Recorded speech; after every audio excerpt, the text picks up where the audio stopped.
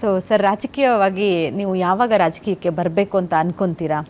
ಯಾಕಂತಂದರೆ well settled ಆಗಿರ್ತೀರಾ, already cinema ಚೆನ್ನಾಗಿ ಕೈ ಹಿಡ್ದಿರುತ್ತೆ. ಸೊ ಜನಗಳ ಆಸೆ ಆಗಿತ್ತಾ ಅದು ನೀವು ರಾಜಕೀಯಕ್ಕೆ ಬರಬೇಕಂತ, ಅಥವಾ ರಾಜಕೀಯಕ್ಕೆ ಬರಬೇಕಂತ ಪ್ಲ್ಯಾನ್ ಆಗಿದ್ರಾ ನೀವು ಅಂತ?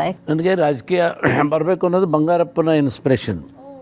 ನಾನು ಪ್ರೈಮರಿ ಸ್ಕೂಲ್ ಮಿಡ್ಲಿ ಸ್ಕೂಲ್ಗೆ ಹೋಗುವಾಗ ಆ ವಾಲ್ ಮೇಲೆ ಬಂಗಾರಪ್ಪನೊಂದು ಫೋಟೋ ಹಾಕೋರು. ಅವಾಗ ಫಸ್ಟ್ ಅವರು ಸೋಷಲಿಸ್ಟ್ ಪಾರ್ಟಿಯಿಂದ ನಿಂತಿದ್ದು, ಒಂದು ಕರೆ ಶರ್ಟ್ ಹಾಕ್ಕೊಂಡು ಗಾಗಲ್ ಹಾಕ್ಕೊಂಡು. ಅದು ಭಾಳ ಅವರು ಕೊನೆ ಕಾಲದವ್ರಿಗೂ ಅದೇ ಫೋಟೋ ಇರೋದು ಯಾವಾಗಲೂ ನೋಡಿದ್ರು ಇಲ್ಲೇ ಪೋಸ್ಟ್ರುಗಳಲ್ಲಿ. ಎಷ್ಟೇ ಸಾಧನೆಗಳನ್ನ ಮಾಡ್ಕೊಂಡು ಬಂದಿರ್ಬೋದು, ಸಿನಿಮಾದಲ್ಲಿ ಏಳು ಬೀಳನ್ನು ನೋಡಿರ್ಬೋದು ಮೇಡಮ್, ಆದರೆ ಫಸ್ಟ್ ಟೈಮ್ MLA ಆಗಿ ಹಸ್ಬೆಂಡ್ ಗೆದ್ದಿದ್ದಾರೆ ಅಂದಾಗ ಮನೆಯಲ್ಲಿ ಯಾವ ಥರ ಸಂಭ್ರಮ ಇತ್ತು? ಕಷ್ಟಪಟ್ಟಿದ್ದಕ್ಕೆ ಭಾರಿ ಖುಷಿ ಆಯಿತು ನಮಗೆ. ಅವಾಗ ಹೇಳೋಕ್ಕೆ ಬರೋಲ್ಲ. ವೋಟಿಂಗ್ ಜನ ಅಲ್ಲಿ ಹೋಗೋದೇ ಬೇಡ ಅಂತ ನನಗೆ ಹೆದರಿಕೆ. ಇವ್ರು ಏನಾಗಲ್ಲ ಬಾ ಅಂದರು ಸಾಹೇಬ್ರು. ಅವಾಗ ಏನಾಗುತ್ತೋ ಏನೋ ಹಿಂಗೆ ಮಾಡೋದು ಅಂಥೇಳಿ ಆವಾಗ ನಾನು ಆರಾಧ್ಯ ದೇವನ ಕೇಳಿಕೊಂಡೆ, ನೀನು ಗೆಲ್ಸಿದ್ರೆ ನೀನು ಪಾದಕ್ಕೆ ಕೊಡ್ತೀನಿ ಅಂತ ಅಂದೆ. ಇಲ್ಲಾಂದರೆ ನಿನ್ನ ಪಾದಕ್ಕೆ ಕರ್ಕೊ ಅಂತೇಳಿದ್ದೆ.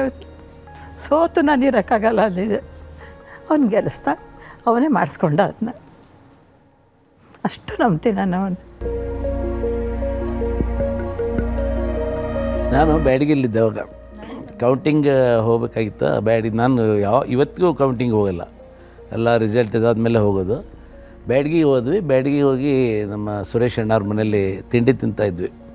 8 ಗಂಟೆ 20 ನಿಮಿಷ 25 ನಿಮಿಷ ಟಿ ವಿಯಲ್ಲಿ ಬಂತು, ಹಿರೇಕೆರೂರು JDS ಮುನ್ನಡೆ ಅಂತ. ನನಗೆ ಇಡ್ಲಿ ತಿನ್ನೋಕ್ಕೆ ಆಗಲಿಲ್ಲ, ಅಷ್ಟು ಖುಷಿಯಾಗಿಬಿಟ್ಟು ಅಲ್ಲಿಗೆ ಬಿಟ್ಬಿಟ್ಟೆ. ಆಮೇಲೆ ಅರ್ಧ ಮುಕ್ಕಾಲು ಗಂಟೆಯಲ್ಲಿ ಲೀಡ್ ಆಗ್ತಾ ಬಂತು. ಆ ಖುಷಿ, ಆ ಸಂತೋಷ, ಯಾಕೆಂದರೆ 50 ವರ್ಷದ ರಾಜಕಾರಣ ಬದಲಾವಣೆ ಮಾಡಿ ಆ ತಾಲೂಕು ಜನ ನನ್ನ ಆಯ್ಕೆ ಮಾಡಿದರು. ಆವಾಗಲೇ